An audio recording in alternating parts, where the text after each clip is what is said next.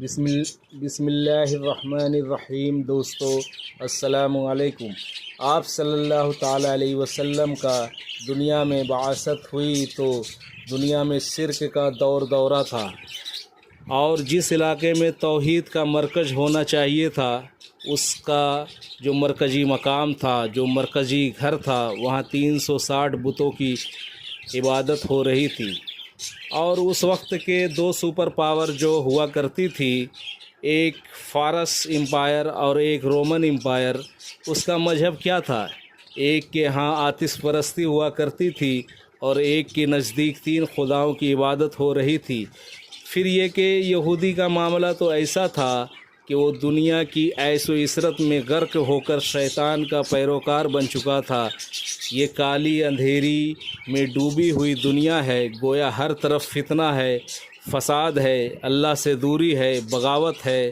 اب نبی کریم صلی اللہ تعالی علیہ وسلم کی بعثت ہو رہی ہے، لیکن یہ ہے کہ اللہ کے رسول نے جب دنیا کو اس نور سے منور کر دیا تو نور ہدایت سے، نور ایمان سے جو آپ لے کر آئے تھے، اس کے بعد آپ کچھ خبریں دی تھی۔ اس میں سے ایک خبر یہ تھی کہ اسلام جب کوئی نہیں جانتا تھا، چونکہ اسلام ایک روشنی تھی جسے کوئی پہچانتا نہیں تھا۔ اسلام شروع ہوا تو اجنبی اور غریب تھا، اور یہ لوٹ جائے گا اپنے اسی ابتدائی حالت میں واپس۔ لیکن جو شے اجنبی ہو گئی وہ کیا تھی؟ وہ تھا عدل، وہ تھا انصاف، وہ اسلام کا عدل پر مبنی ایک نظام، ایسا عدل انصاف کا دورہ کہ لوگ خلیفہ سے بھی سوال کرتے تھے کہ آپ پہلے اپنے کرتے کا حساب دیجئے۔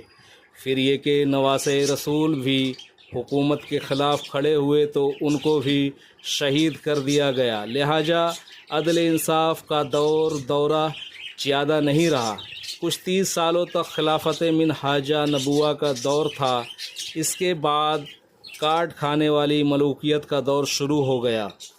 لیکن یہ ہے کہ کچھ دور میں کچھ بادشاہ وقتاً فوقتاً آئے ہیں جو عدل انصاف قائم کیا، لیکن یہ والا اسلام تو اجنبی ہو گیا، اور بہت جلد اجنبی ہو گیا، اور وہاں سے چلتے چلتے یہ ہمارا والا دور آ گیا۔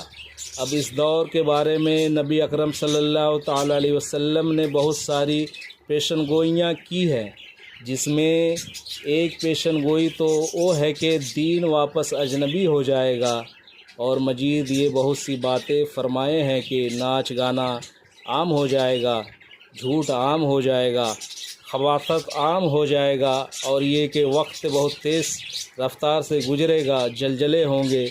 لیکن ایک بات رسول اللہ صلی اللہ تعالی وسلم نے بتائی کہ آدم علیہ السلام کی پیدائش سے لے کر قیامت کی صبح تک جتنے بھی فتنے رونما ہوگا، ان میں سے ایک سخت فتنہ ہوگا جو میری امت کے آخری دور میں آئے گا، اور وہ دجال کا فتنہ ہوگا۔